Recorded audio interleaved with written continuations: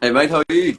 Not bad, mate. How are you? All good? Yeah, good. Trying to stay warm here. It's freezing. It's Oh, cold. is it? Oh, it's nice out here. Yeah.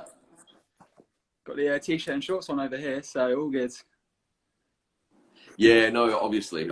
I've seen in England they've had some good weather. So, Yeah, absolutely. not that. No, sorry, go on. How you been? You been training today? Yeah, today, well, at the moment, it was just basically it's doing what you can do because we've had the coronavirus cases rise again. So we've Yeah. got heavier restrictions, and due to that, you can only be out for like a certain amount of time. Here it's 1 hour. But I was also doing coaching, so if you're working, then you can stay out for a little bit longer. So yeah, I did a coaching session as well. So yeah, a bit of training today, and then a 1 hour coaching session as well, doing a ball mastery skills session, which is good. So Nice. yeah, Great stuff, mate. and yourself? Yeah, not bad. So obviously, yeah, the book's come out today. So it's a pretty busy day just with doing media stuff and kind of just pushing it. So Yeah. uh, Any training? Are you still playing? yeah, still playing. So I'm playing for Pro Futsal in London. It's Nice. obviously off season at the moment. Yeah. Yeah, joined last season, so I was in Sri Lanka last summer playing football.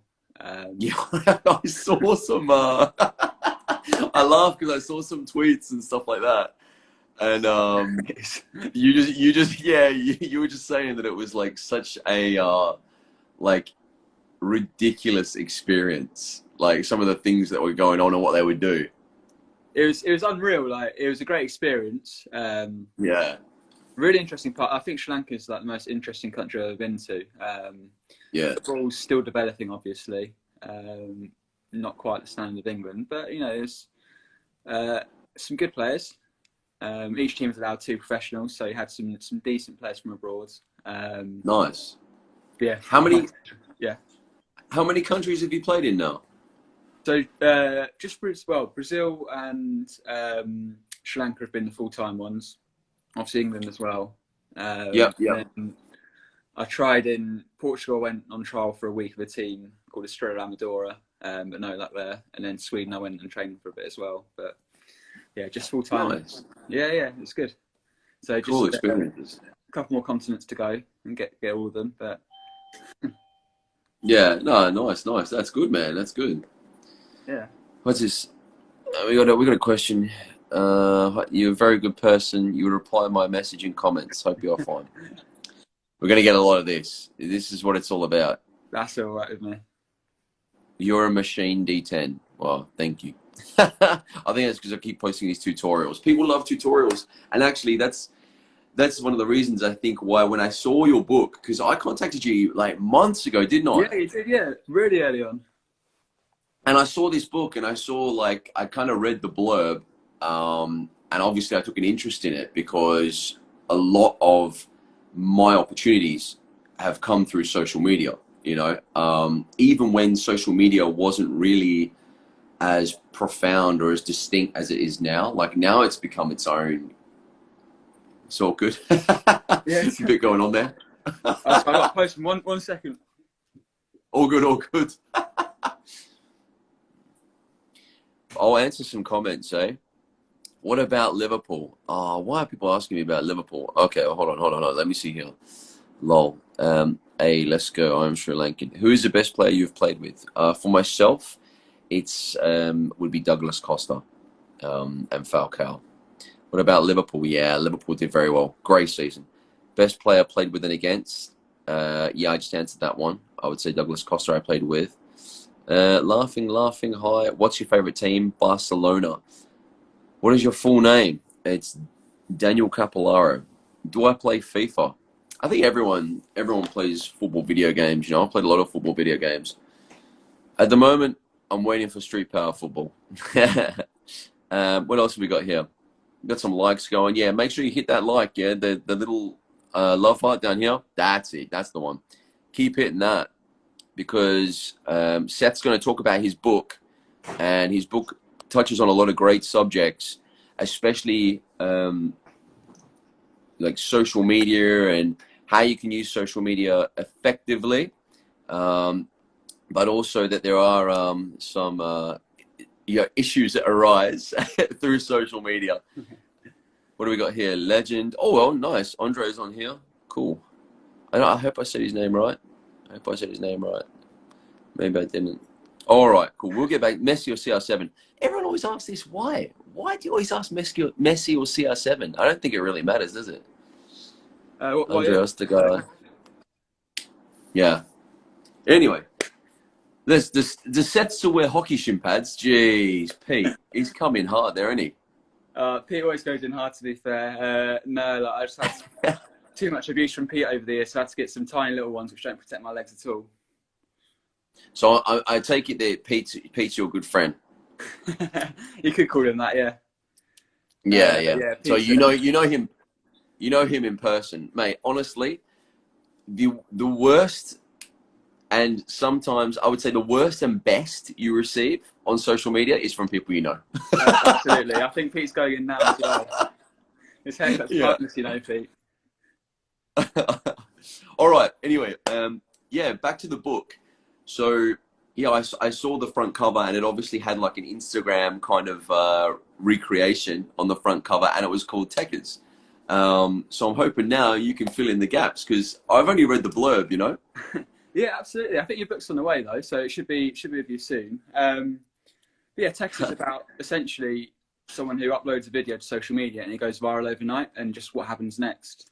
I was working as a social media manager for a sports brand, and I kind of started to work more and more with these people who are, like, say, 10, 11, 12 years old. And I just wondered kind of what that was like for someone that age, because I think when you're growing up, you make your own decisions, it's much easier. But for say a younger person, it's quite easy to be misled and exploited. I know a few people who have been. So I kind of wanted to write something which shows the potential pressures and the problems. Wow. Okay. But still kind of keeping a positive message, because, like you say, social media just has so many amazing opportunities. Well, I think you're definitely right in that. Like, social media does have that positive aspect to it, but it's also, you know, like, now I think a few years ago there was a lot of how do I say this? It's like people didn't have a lot of knowledge about social media and its actual power and its engagement and the marketing. And I think we are learning more and more every day, every month, every year. We're starting to adjust to consuming on tablets and devices and phones, as opposed to consuming on television. You know, like, now people are streaming live sports as opposed to waiting on TV for a live match to come on, and so therefore you're hit with adverts and so on and so on. So I think that kind of evolution, so to speak, has changed a lot. And previously, parents weren't managing younger players' accounts. Yeah, absolutely. And now it's more so. Like, I even know a lot of players, some that I've coached, some that I haven't, but they've, the parents have come and asked me, said, oh, this has happened, blah, blah. I said, look, you need to go to Instagram and show your driver's license so they know who's running the account. Yeah. Because, now they've got, there's age restrictions, there's certain guidelines, rules, all that kind of stuff. So yeah, I'm actually interested. Like, when you say exploited, it is an interesting one, because in terms of the marketing power that someone can have at such a young age, are they getting the right remuneration for what they are putting out there? Because, for instance, like, I even know when I started, if someone threw me a pair of boots, I was so happy. Like, I was over the moon. But a pair of boots is $300. And now, knowing what I know now, if I went back to like 2010, 2011, when social media just started, there's no way I would have done half the things I've done, Yeah, absolutely. I mean, it's hard to do that though when you're starting out. Yeah, of course. To know your value, I guess. At the same time, when you do have your account managed by parents and your business stuff managed by parents, they really have to have their head screwed on to make sure that kind of they still see you as a person rather than the money that's on offer, because there is amazing money on offer with some of these things. Yeah. Of course, yeah. But there's also dangers of kind of, working to the algorithms and making it more about work than it is about fun. I think when you're young. Man, I'll be honest. Like even like myself, I get caught in that, and I will always preach that. I'm like, don't look at the likes, don't look at the follows. Then Yeah. as soon as my engagement goes down and I'm not hitting like my average or above, I'm just like, what's going on? What's happening with the algorithm? Jump on YouTube, like, has it changed? Is there engagement hacks? Like it does toy with your mind, and it can leave you in that. I don't know. I'm not really a like. Obviously, I've had times where I feel depressed, but I'm not a person that suffers from depression, so I Yeah. can't really comment on that. But I do get anxiety about it, because Yeah. you have like signed deals, or you have like certain videos that go out, and you do them for brands, and you want them to do well. Like Yeah. even in this live chat now, like lives are an interesting one on Instagram. So there's 300K, but there's only 30 people that jump onto this live. But if we talk for say 20 minutes, when you finish, it might say there was like 5,000 viewers or so. But at the moment, I look at that number and I'm like, where are these people? Like, what's happening? Like that actually plays with you. Yeah. Yeah. Absolutely. So yeah, I understand that completely, and I do have. There's one player that I've worked with previously, and we've done skills and stuff and made videos, and they've gone like massively viral. And yeah, like if they start to lose followers or so, or likes, like I've had to speak with them, because I'm like, look, you've got so much of your career ahead of you. You don't have to worry about this. Yeah. Yeah. But it's tough. It's tough. Yeah.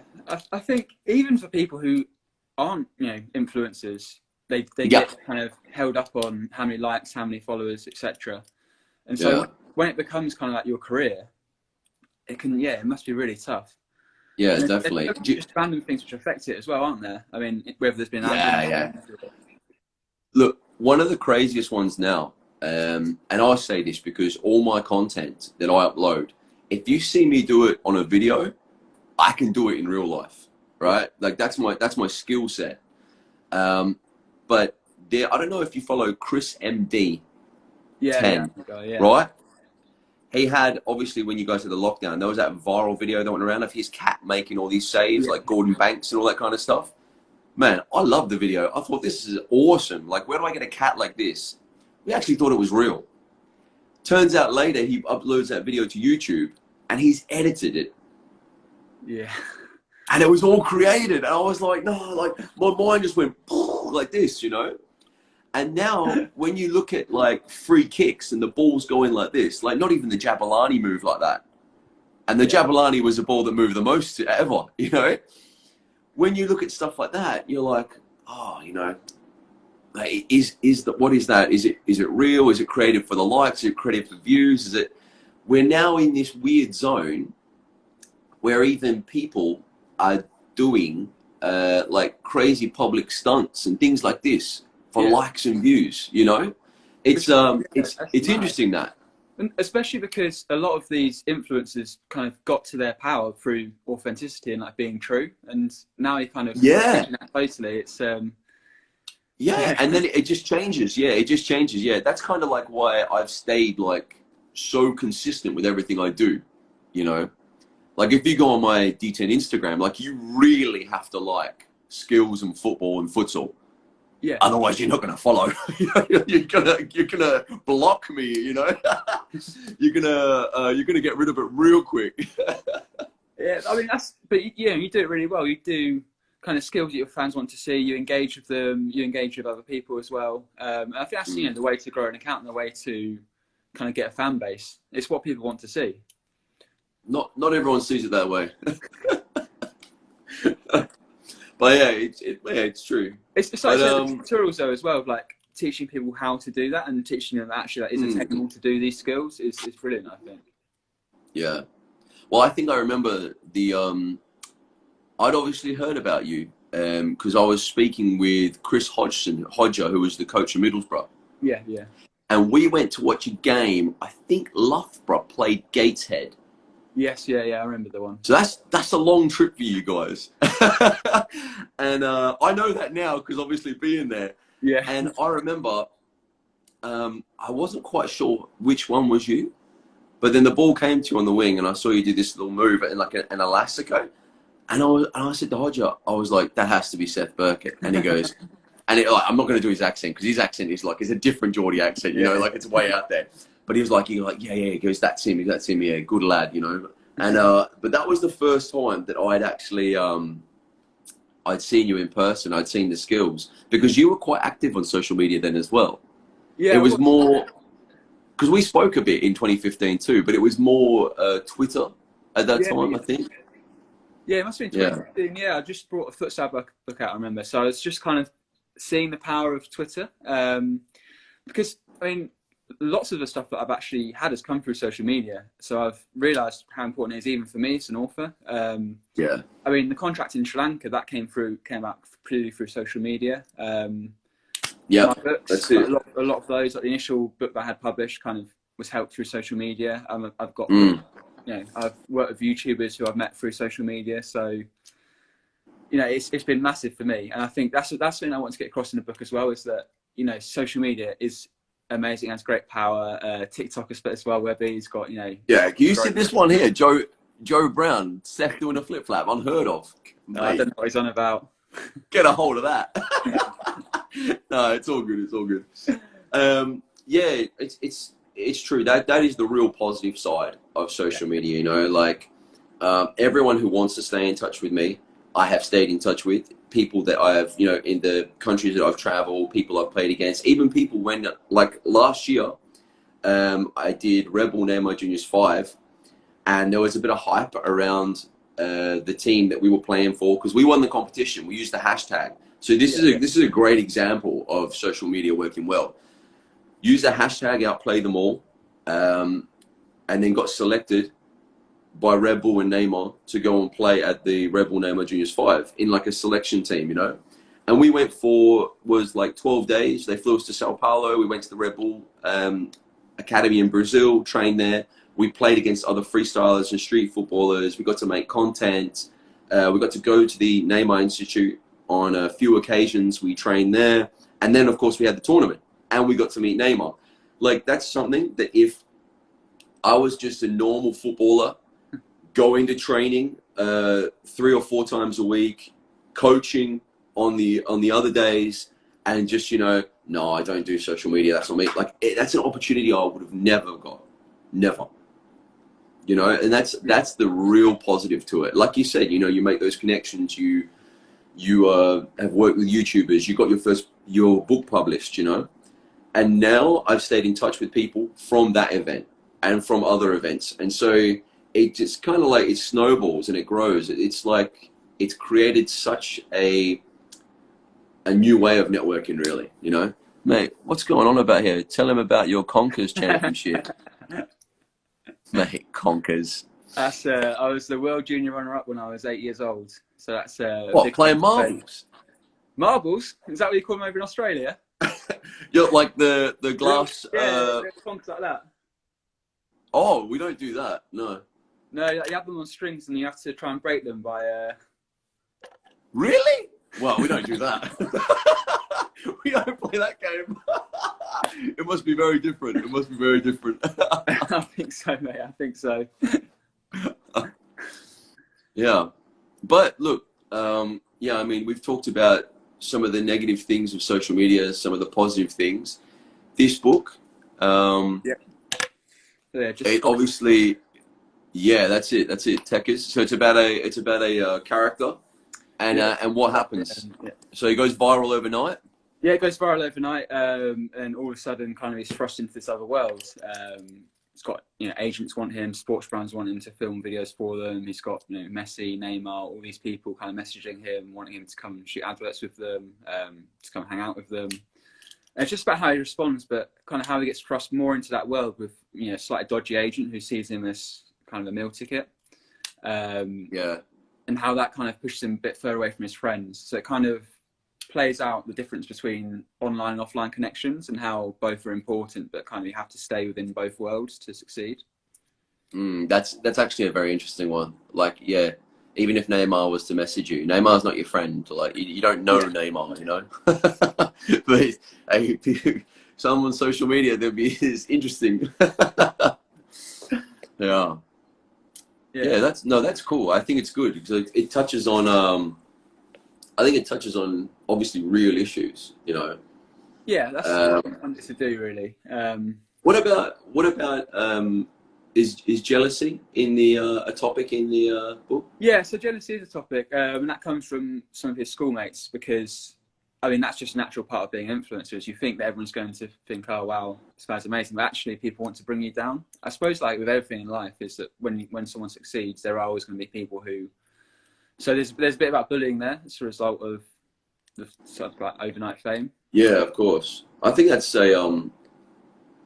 is a natural reaction of a lot of people that like when someone has any kind of success or any kind of achievement, I don't know if people feel as if people change because I Yeah, don't think people change, but the reactions do, you know, and whether it is jealousy or envy or people feel like something is undeserved or sometimes you just got to go, you know, that person's there doing it and you got to be happy for them doing that.